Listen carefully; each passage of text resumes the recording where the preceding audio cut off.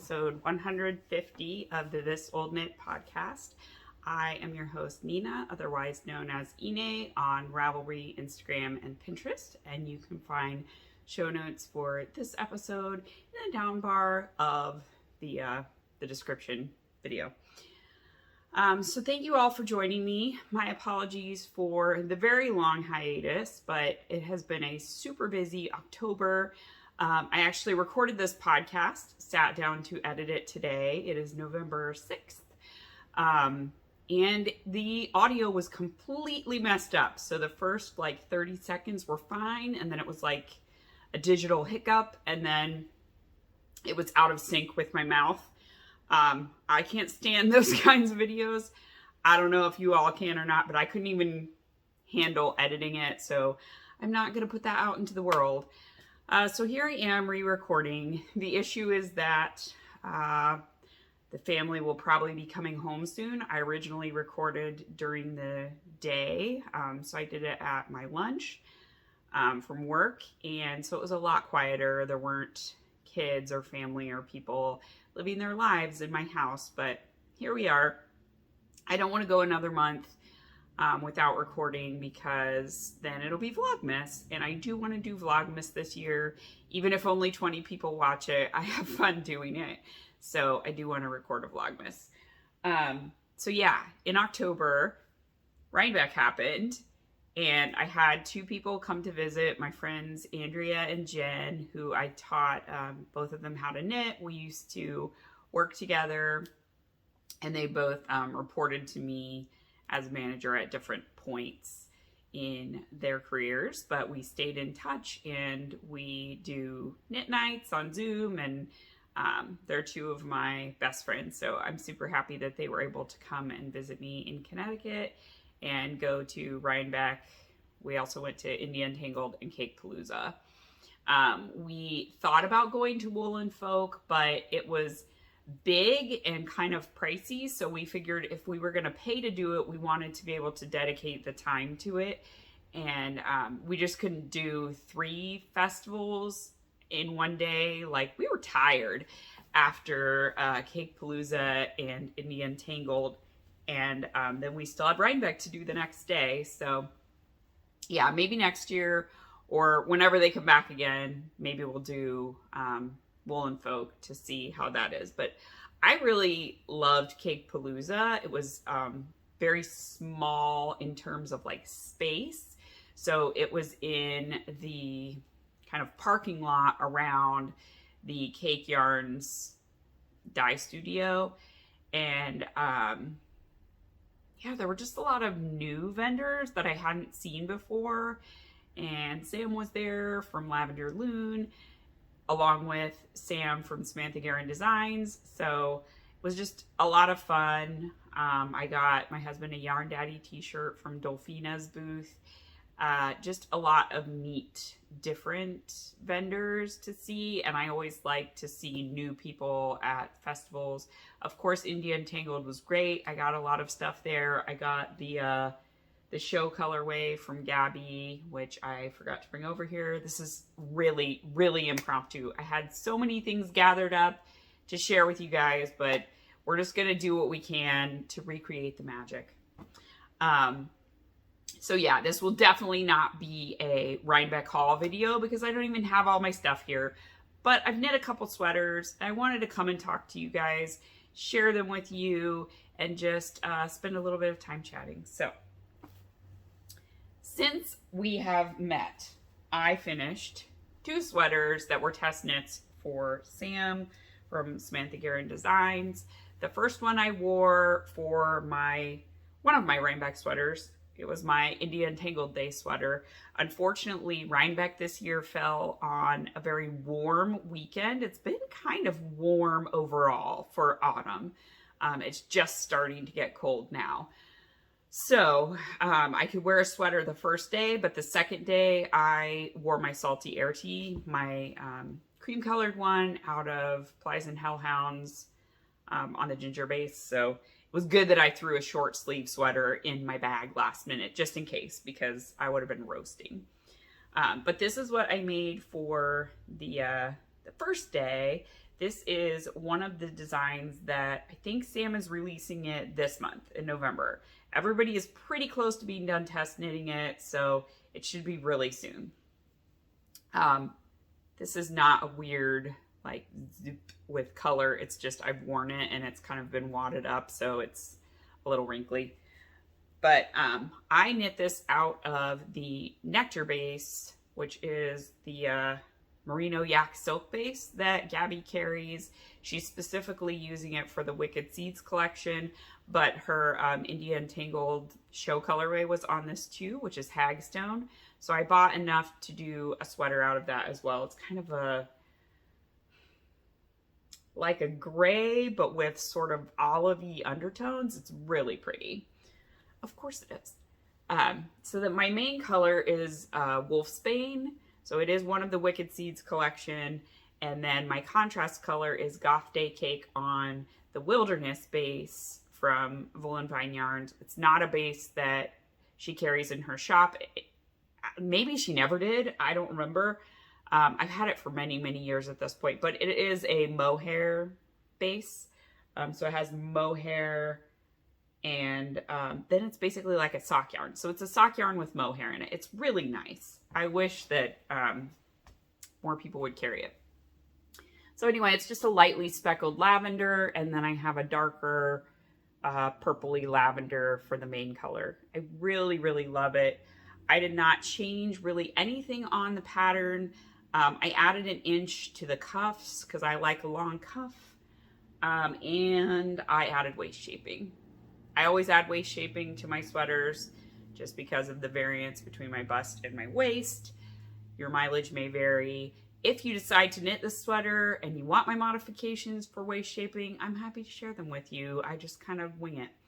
But it's really easy to add waist shaping to sweaters. Basically, you just figure out how many inches you need to decrease between your bust and your waist to get the ease that you want in your waist. And then you divide that by your row gauge to get like how many rows you should do between your decreases. So I roughly do around 11 to 12 rows between my decreases, but sometimes I forget and it's 10, sometimes it's more.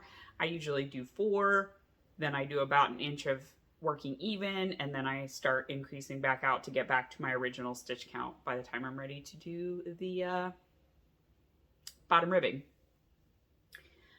So anyway, I love the way it fits. Nectar base is beautiful once it's been washed and blocked. I did alternate skeins.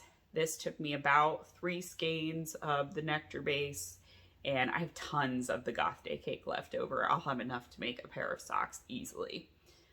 But yeah, fall frolic sweater, really love it. I love how it fits. It fits better now after I washed and blocked it. Unfortunately, when I was wearing it around India and Tangled and Cake Palooza, it was not blocked because I was weaving in ends 30 minutes before we left to go to the shows. But I had a new sweater to wear. Damn it. All right. The second test knit, I think I shared last time that I podcast. I believe I had just a bit of the back panel done. But this is the For Keeps cardigan, also by Samantha Guerin. I'll put it on because I can. It is gorgeous and I love it. It is like a sweater hug, the best kind of sweater hug. So, again, I didn't really make any modifications. I didn't even add waist shaping on this one because it does have what's called a cartridge rib. So I didn't want to screw with figuring out how to do decreases with this ribbing. Also, it's just an open front cardigan, so it's not gonna cling to me in any way. It has this really gorgeous cable going down both sides in the front. I kind of want to knit another one and insert a zipper because like it totally could be a zipper cardigan. I could totally see that just zipping up to like there. But anyway, it's a really neat construction. I added like 3 inches to the body. It's meant to be a cropped cardigan, but I don't really wear cropped cardigans, so I wanted it to be long. But even adding those 3 inches, and making the sleeves longer so the sleeves, you know, go over my hands nicely. I used 5 skeins of the Plies and Hellhounds Chonky base, which is like her Aran Tweed base. This is in the Ponkin colorway. So if you watch the podcast and you remember, I made a very V-neck raglan out of this, but on her MCN and held double with her mohair base, also Ponkin. I love this colorway so much. So I now have 2 sweaters out of it. One is a pullover, one is a cardigan. I wear this cardigan all the time. It is amazing. It stays on. A lot of open front cardigans I find kind of pull back on your shoulders. This one doesn't do that. It just sits very nicely where it's supposed to. So you kind of make this back panel and then you come up and over the shoulders, and then you're joining everything and working it down, and then you come back and do the sleeves, and they're kind of a saddle shoulder sleeve. But I would absolutely knit another one, and I'm kind of thinking about knitting one in, I have another sweater quantity of the Chonky base in Ephemera, which is a like oatmeal-y color. I think it would be really pretty and it would match a lot of things. But I love my cardigan. The For Keeps cardigan is definitely for keeps. I want it and love it. I've worn it like apple picking as like a jacket. It's awesome sauce. So that is my For Keeps cardigan. It's hot and humid today. It's already like in the 60s. So anyway, not wearing sweater weather for me. Now 801's up on the couch and I have a bunch of crap up here. All right. Okay, so on to stuff I'm working on right now. So right now I am working on a couple of things. I'm working on my second sock of these socks. These are the Cozy Knitter in the Joyful colorway. It's one of her Christmas colors, and it's the sock set that comes with the coordinating mini. So I've had this one sock done probably since last Christmas, and I finally am getting a move on for the second one.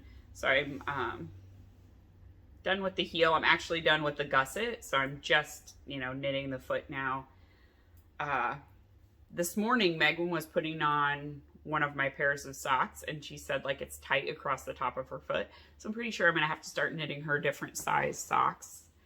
She wears a size 10 women's shoe, so her feet are definitely a lot bigger than mine. And up till now, she's been wearing my shoes, but I believe those days have passed. She's not at a 72 stitch sock, but I'm betting she's probably at a 68 stitch sock is where she should be, which sucks because then that means I have yet another person to knit socks for. They're all worthy recipients of socks, my husband, my son, and my daughter, but I only have so much knitting time in my life. I feel like people are going to have to start knitting their own socks, or you get a sock machine. I don't know. Maybe I can ask Andrea or Jen to crank me some sock tubes because they've both got 3D printed sock machines. So yeah, maybe once they're set, I can go, here, can I send you sock yarn and you crank me some socks and I pay you, I don't know, ladies, what do you think? Anyway, so that's that sock. I think I'll be done with it relatively soon, but this is also just my sock for meetings. So I don't knit on it consistently. It's just a when I have time kind of thing. I'm also knitting on the Urban Hiker for Josh. Oh my God, no. Okay. Let's see here. Sorry, Ada laid on the sweater. I'm like, no! Did knock one of the stitches off, but it's okay. It's okay. So I have finished the body of the sweater up to where you join the sleeves. So it's a bottom up cardigan. It's a zip front cardigan. The pattern is by Tin Can Knits. So, sizing from baby up to giant adult. Sorry. Pause.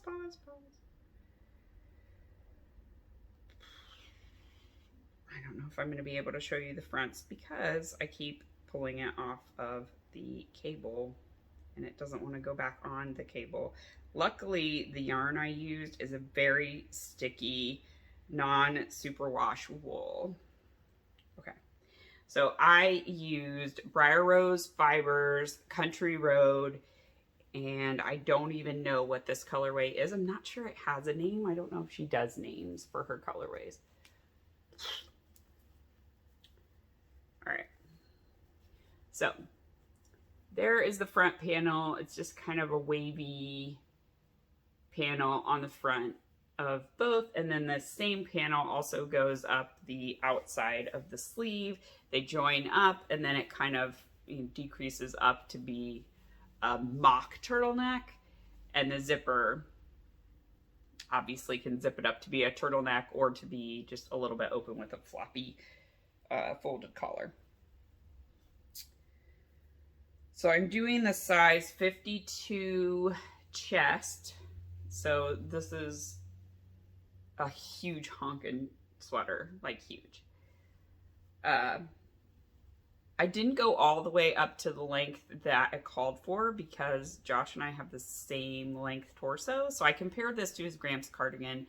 This is how long his Gramps cardigan was before the sleeves. So I kind of went to the bottom of the sleeves and then measured it. So I laid these against each other. I also measured them with a measuring tape. It should be fine. This is like 18 inches. The pattern called for going like 22, but I think that'll be too long.